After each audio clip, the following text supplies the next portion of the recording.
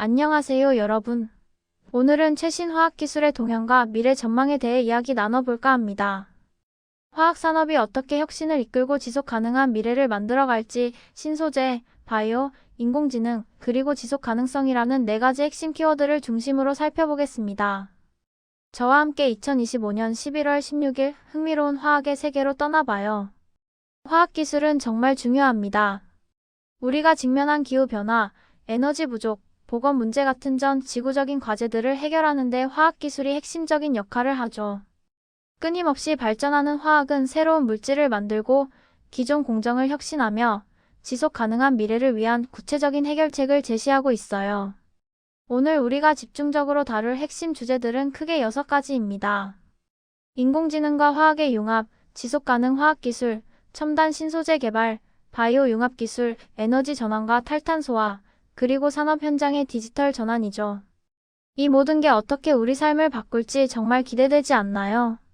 첫 번째 주제는 바로 인공지능과 화학의 융합, 특히 신소재 설계 혁신에 관한 내용입니다. 생성형 AI와 머신러닝이 우리가 원하는 물성을 가진 신소재를 예측하고 설계하는 데 정말 중요한 역할을 하고 있어요. 예전에는 수동으로 재료를 찾고 시행착오를 많이 겪었지만 이제 AI 덕분에 훨씬 빠르고 정확해졌죠. 마이크로소프트 리서치에서는 MATTRGN이나 MATAGNT처럼 재료를 생성하고 예측하는 모델을 만들었고요. IBM 리서치는 전문가와 AI를 결합해서 PFAS 대체 물질을 개발하기도 했습니다. 구글 같은 곳에서는 GNOME라는 AI를 활용해 수백만 개의 재료 중에서 가장 안정적인 것을 찾아내 배터리 같은 곳에 쓰일 잠재력 있는 물질을 발견했죠. 이렇게 AI 기반 신소재 설계는 반응 속도를 엄청나게 향상시키고 정확도를 높여 비용을 절감하며 완전히 새로운 물질을 발견할 수 있게 해준답니다. AI가 신약 개발을 가속화하는 것도 정말 놀라운데요. AI 기반 모델은 사람이 혼자서는 절대 다 분석할 수 없는 수많은 질병과 신약 후보 물질들을 엄청 빠르게 분석해냅니다. 특히 제로샷 추론이라는 기술은 새로운 데이터 없이도 약의 적응증이나 금기 사항을 예측할 수 있게 해주죠. 또 AI는 유전학 데이터를 활용해서 질병 경로의 여러 부분을 동시에 표적으로 삼는 다중 약물을 찾아내고 다른 약물과 함께 썼을 때 나타날 수 있는 예측 못한 효과까지 연구할 수 있도록 도와줘요. 그리고 다크 데이터라는 비정형 정보가 있는데 이게 우리 조직 지식의 55%나 차지하지만 활용하기가 쉽지 않거든요. AI는 이런 숨겨진 다크 데이터까지 활용해서 신약 개발에 필요한 정보를 찾아내죠. 결국 AI 덕분에 길고 비쌌던 신약 개발 과정이 확 단축되면서 의료 분야의 혁신을 가져올 수 있게 되는 겁니다. 다음은 자율합성 로봇과 실험실 자동화입니다. AI와 로봇 플랫폼이 결합된 자율실험실은 화학 반응 실험을 자동으로 진행하고 새로운 화합물을 찾아내는 속도를 엄청나게 높여줍니다. 예를 들어 울산과학기술원 UNIST 연구팀은 AI와 로봇을 이용해서 수천 가지 화학 반응을 자동으로 실험하고 분석해서 기존 방식보다 훨씬 빠르게 새로운 화합물을 발견했고요. 앞으로 이런 기술이 더 발전하면 화학 합성 과정이 더 자동화되고 표준화될 거예요. 연구 데이터 수집과 분석도 혁신적으로 변하고 새로운 화학 물질 발견 속도가 급격히 증가할 겁니다. 덕분에 반복적인 실험은 최소화되고 자원도 절감할 수 있게 되겠죠. 로봇이 실험의 정확성과 재현성을 높이고 AI는 데이터를 빠르게 처리하고 패턴을 인식해서 새로운 발견을 훨씬 빠르게 할 수 있도록 도와주며 실험 설계까지 최적화해서 비용과 시간을 줄여줄 테니까요. 말 그대로 화학산업의 혁신과 지속 가능한 미래를 이끌어갈 기술이라고 할 수 있겠네요. 지속 가능 화학기술 중에서 정말 중요한 게 바로 탄소 포집 및 활용, 즉 CCU 기술입니다. 이 기술은 산업 현장에서 나오는 이산화탄소, COE를 그냥 버리는 게 아니라 유용한 자원으로 바꿔서 재활용하는 거예요. 탄소 중립 사회를 만드는데 핵심적인 요소죠. 발전소나 시멘트 공장 같은 곳에서 나오는 COE를 포집해서 메탄올로 만들면 효율적인 에너지 저장이나 운송 수단이 될 수 있고요. 합성 연료로 만들면 재생 에너지 시스템과 결합해서 탄소 중립 에너지 솔루션을 제공합니다. 심지어 건축 자재로 만들어서 탄소 흡수형 건축 재료를 만드는 데도 활용할 수 있어요. 이렇게 COE를 다시 사용하는 탄소 리사이클링은 순환 경제 개념과도 맞닿아 있어서 지속 가능성 측면에서 정말 가치가 높고요. 수소 생산 및 저장 기술과 결합하면 시너지 효과도 낼 수 있어서 지속 가능한 미래를 위한 중요한 발걸음이 될 겁니다. 다음은 친환경 촉매와 화학적 재활용입니다. 친환경 촉매는 비싼 귀금속 촉매 대신에 철, 구리처럼 지구에 풍부한 비귀금속 원소로 만드는 촉매를 말하는데요. 환경 문제와 비용 부담을 줄여줄 수 있죠. 이 촉매들은 반응 효율성을 높이면서도 폐기물을 줄이고 반응 온도를 낮춰서 에너지 소비까지 절감해 줍니다.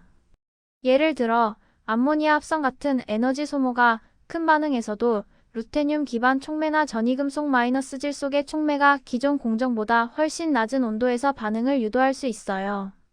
정말 환경보호, 비용 감소, 에너지 절감이라는 세 마리 토끼를 다 잡는 기술이죠. 그리고 화학적 재활용은 폐플라스틱 같은 쓰레기 문제를 해결하고 자원을 다시 쓰는데 필수적인 기술인데요. 폐기물을 다시 원료 상태로 되돌려서 새로운 제품을 만드는 거죠.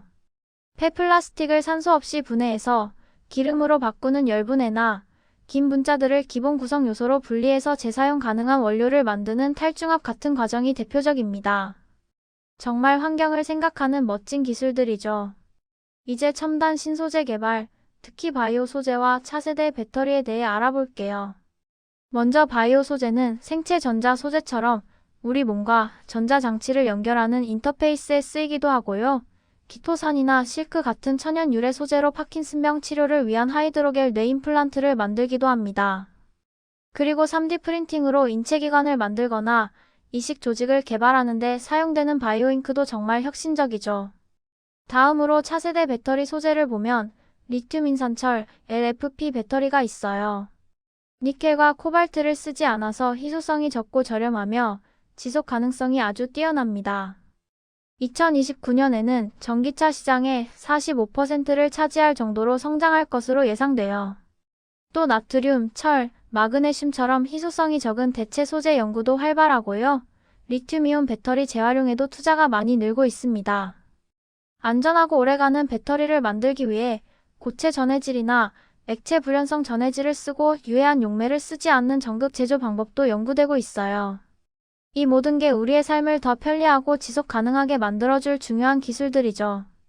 다음은 바이오 융합 기술, 특히 CRISPR 유전자 편집과 나노 약물 전달 시스템입니다. CRISPR 유전자 편집은 유전 질환 치료의 혁명이라고 할 수 있는데요. 특정 유전자를 정교하게 편집해서 질병의 근본 원인을 고칠 수 있죠.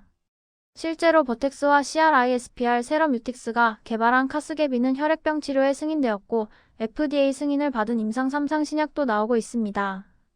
게놈 편집뿐만 아니라 암 조기 진단 등 다양한 분야에서 효율성을 입증하고 있어요. 나노 약물 전달 시스템도 정말 대단한데요. 10에서 100나노미터 크기의 아주 작은 나노 입자들이 약물을 특정 질병 부위에 정확하게 전달해 줍니다. 리포솜이나 금속이온, 탄소 나노튜브 같은 다양한 형태가 있고 이미 DOXIL 같은 FDA 승인 제품들이 암 치료에 쓰이고 있죠. 특히 혈액 내 장벽을 통과해서 뇌내의 약물을 효율적으로 전달할 수 있어서 뇌신경계 질환 치료에도 효과적이라고 합니다. 이 두 기술 모두 우리 건강과 삶의 질을 한 단계 더 끌어올릴 잠재력을 가지고 있어요. 이제 에너지 전환과 탈탄소화에 대해 이야기해 볼까요? 화석 연료 기반 에너지원을 이산화탄소 배출이 없거나 아주 적은 에너지원으로 바꾸는 건 2024년 이후 글로벌 화학 산업의 아주 중요한 흐름입니다. 대규모 에너지 저장 장치, 즉 ESS 기술은 재생에너지의 간헐적인 특성을 보완하는 데 필수적이고요. 플라이휠이나 양수 발전 같은 물리적 방식과 배터리 같은 화학적 방식이 있습니다. 차세대 원자력 기술도 주목받고 있는데요. 소형 모듈 원자로 SMR이 개발되어 수소 생산에 활용될 수 있고 핵융합 기술도 고엔트로피 합금 연구 등에 사용될 수 있습니다. 그리고 녹색 수소 생산은 재생에너지로 물을 전기 분해해서 이산화탄소 배출 없이 수소를 만드는 건데요. 암모니아 합성이나 메탄올 생산 같은 데 활용될 수 있습니다.